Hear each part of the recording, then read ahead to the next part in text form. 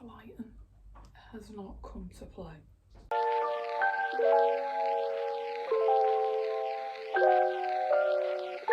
Hi everyone, welcome back to my channel. I'm Ray, what Ray reads. Follow me on Instagram, give me a follow, why not? Anyway, in today's video I was thinking, since it's Halloween season and we're all probably indoors watching questionably creepy things, I'd do a true crime book recommendations. Some I've read, a lot of them I have read, and then there's a few that I haven't read. As I've mentioned in some other videos, I'm a fan of true crime. I watch a lot of true crime documentaries and listen to a lot of true crime podcasts. Oh, Jesus, gross. So I feel like I've got an okay knowledge of the good quality stories that have been told in a very important way. A lot of stories I find in the true crime sphere, the true crime industry, it's like a big industry at the moment, and it can be it's not very sensitive to the victims or the families. But then I also think there can be some good that comes from talking about the cases. You know, cases get solved, more attention's drawn to them, and they don't go cold. So obviously there's that fascination there, but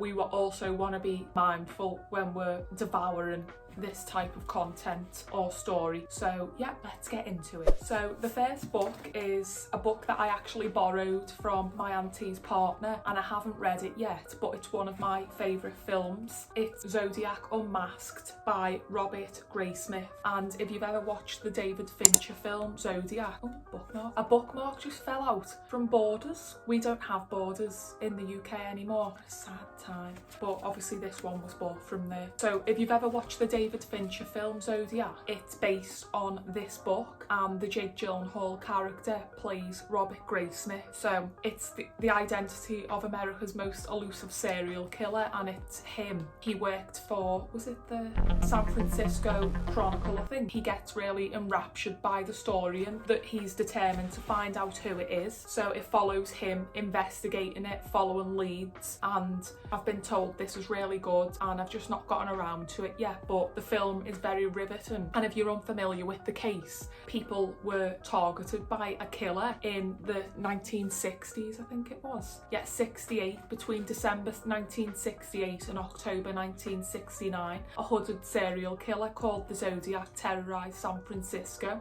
Claiming responsibility for 37 murders, he manipulated the FBI and the media with warnings, dares and bizarre cryptograms that baffled code breakers. Then suddenly, as the murders began, Zodiac disappeared from the Bay Area. It's one of those cases that's never been solved, and I think that just encourages people to be more curious. And as I mentioned, the film adaptation by David Fincher is chef's kiss. Absolutely top quality filmmaking. So that's number one. Next we have Radium Girls by Kate Moore, and this one has been on my list for ages. It's been on the TBR book cart for too long. It's about a group of women who worked in a factory during the World War, I think First World War, and they were working in a watch factory, if I'm thinking correctly, yeah, and they'd paint the watch faces on with this paint that had radium in it, and the women started developing illnesses. It said that they glowed green due to the amount of radium that they were being exposed to, and it wasn't until much later that they found out that it was due to the paint. I think it follows them trying to get justice for obviously very negligent and terrible workplace practices. Let's get him! So yeah, it's kind of true crime based in the sense that something terrible happened to a group of people and they're trying to get justice for it, and people above them in the company, bosses or people who are higher up, they're wanting to brush her under because people below them, they don't see them as important, but no one should be paying with their lives. So that's the next one, the Radium Girls. Apparently the podcast Stuff You Should Know, they did a podcast episode on it. It's just called the Radium Girls. I'll include all the things I mention in the notes below so you can listen if you want to do more research. Next we have, I mentioned this in one of my other videos, my fall TBR, is We Keep the Dead Close by Becky Cooper, and she basically investigates, I think, this unsolved cold case of a student in 1969 called Jane Britton. She was a student at Harvard, and she left her friend's apartment, I believe, and went home and was never seen again. And then when she was found, she'd been attacked and sexually assaulted. I didn't do much reading on this beforehand, just purely because, sorry, the light is being bonkers at the moment. Sorry if the lighting's changed. Anyway, somebody found her and she'd been attacked and murdered. It was never solved for multiple years. I didn't do too much reading into it though, because I don't want to spoil it for myself, but I believe much later, after it became a cold case, it did get solved by DNA evidence, which, you know, thank God for DNA evidence. They're coming for you. Next is another book that it's not my book, I also borrowed this one from my auntie's partner, and this is about the Boston Strangler. It's called A Death in Belmont by Sebastian Junger. I think that's how you pronounce it. You usually don't pronounce the J. And he was from the Boston area, and he remembers his family having a bit of a run-in with someone who could have been considered the Boston Strangler. Again, I haven't read too much into this because I only know the brief outline of what I've heard in podcasts and stuff, and I don't want to spoil it for myself, so I'll just read you the blurb for this one. On 11th of March 1963, the lives of a black cleaner, an Italian-American carpenter, and a Jewish housewife collided in the leafy Boston suburb of Belmont. These three people did not know each other, but by the end of the day, the housewife had been and strangled, the cleaner had been arrested on suspicion of being the notorious Boston Strangler, and the man who later admitted to being the real strangler, carpenter Al DeSalvo, had returned home to his wife and children. Unwittingly drawn into this brutal drama were one-year-old Sebastian Junger's own family, so the author's own family, who on the completion of some work DeSalvo had been doing for many weeks on their house, posed for a photograph with him the day of the Belmont strangling. Taking this chilling family snap as inspiration, Junger explores the worlds of the three protagonists and creates a vivid portrait of 1960s America. So it's a personal take on being exposed to the Boston Strangler and how it affected the people of Boston and individuals who had to deal with him. And if you are interested in knowing more about it, obviously I didn't want to spoil it too much, but I did watch a film with Keira Knightley in called The Boston Strangler on Disney+, so that was good, and check it out. Next, we have one of my favourite true crime books, which is I'll Be Gone in the Dark by Michelle McNamara, and I discovered this book from when I would listen to My Favourite Murder, the podcast, and the author, Michelle McNamara, she was a crime reporter for years, I believe. She became fascinated with the Golden State Killer, which she actually named him the Golden State Killer. I don't believe that was what he was referred to before then, but she would investigate it herself and became really obsessed with it, and so she started writing a book about it, but unfortunately she died suddenly and the book was never finished, so her friends and other people finished the book for her. It's just a really touching take on, obviously the genre of true crime can be quite harsh at times, but this is told from a very personal perspective with her at the centre of it, but also she focuses heavily on the victims. It's very, detailed, and it's quite creepy and scary at times. I told my friend to read it and he sometimes didn't feel like he could finish it because he was so on edge after reading it. Yeah, this is a really good true crime book, and they did a HBO documentary and it focused on the author again and the victims. It's called I'll Be Gone in the Dark, the same as the book. And there's also a Los Angeles Times podcast that I listen to, which I think is called Man in the Window, which investigates the Golden State Killer again, so check that out. Next we have She Said by Jodie Cantor and Megan Twohey, which Toohey is actually my surname, but it's spelt a little bit different. Not my problem.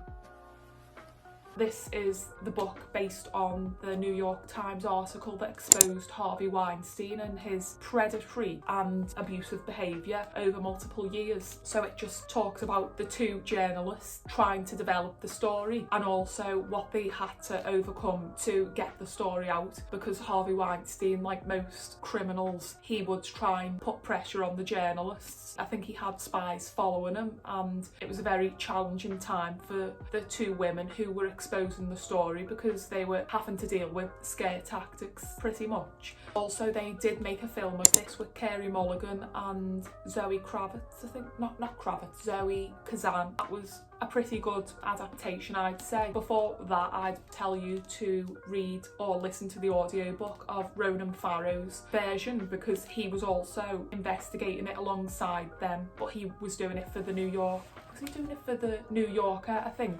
His is called Catch and Kill, and he also did a podcast with a lot of the victims, so check those out. Next, we have Last Call by Elon Green, a true story of love, lust and murder in queer New York. This one, I don't remember what drew me to this book, but obviously there's not many stories written about the queer community within the true crime community. That's one of the demographics, along with sex workers and people of colour, that's brushed over. So when I seen this, I was obviously horrified, and I wanted to learn more about the story to find out what had happened. And this is, again, I think he's an investigative journalist, and he looks back on the investigation, or lack thereof, of this crime against people in the queer community. I think it was it 6 men? Let me just check. I think it was 4 men. He did probably have many more victims, but from what they found, it was 4 men that were targeted, 4 gay men in and around gay bars in New York City. He would hang around until last call, and then he would be seen leaving with the victims, and then the victims were never seen again, and they were found in horrific ways around the outer New York City, Pennsylvania area. They did eventually find out who did commit the murders. I don't want to obviously give you too much info, but this one is a really great investigative portrait of a attack on queer people, so I would recommend this. I did just watch a documentary called The Last Call Killer, and in that documentary they go over the victims and the people who helped try shine light on it. A lot of people in the queer community in New York who were trying to shout about it because the police had a terrible relationship with the queer community, so they had to get help from people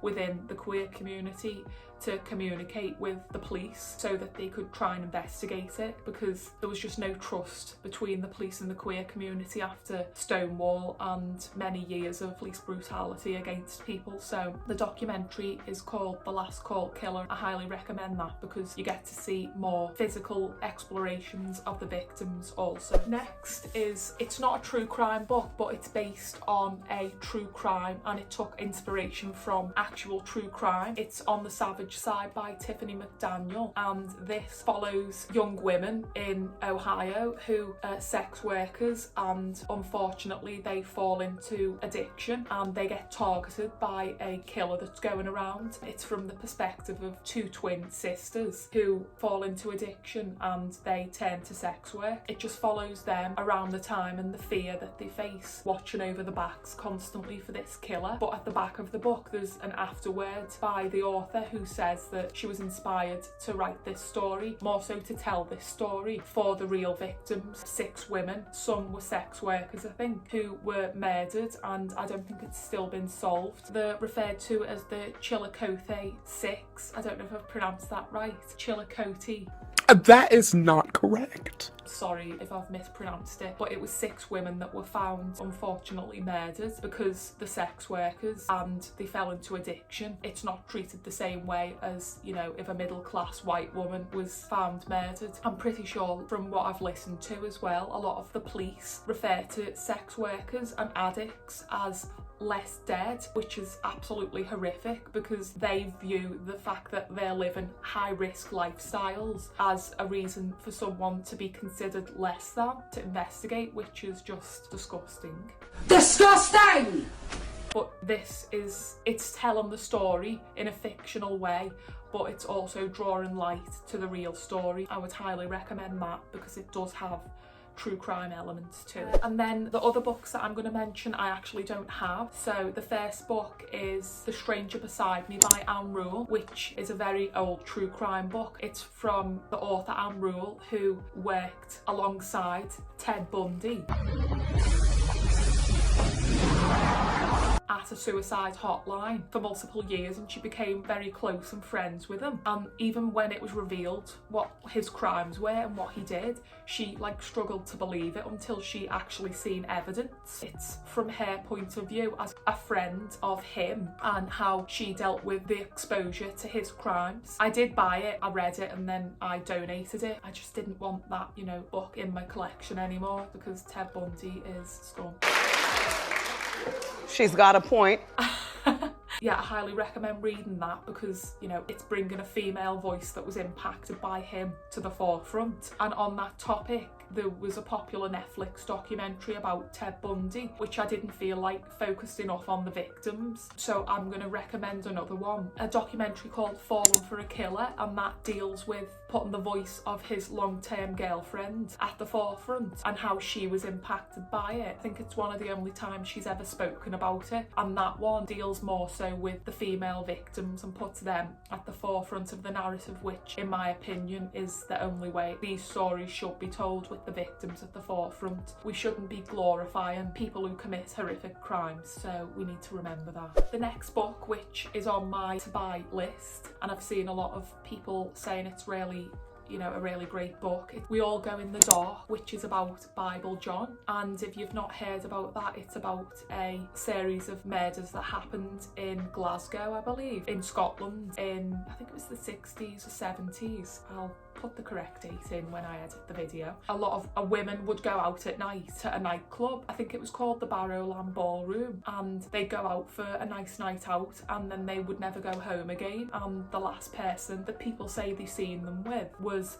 a man who was referred to as Bible John for the reason that he would apparently quote scripture, and that is another cold case that has never been solved. So it's those type of cold cases that draw people in because the story is so fascinating and the crimes are so horrific that you're like, how could this not have been solved? More on that type of story. Obviously I don't know much about it because I have yet to read the book, but there is a documentary, a BBC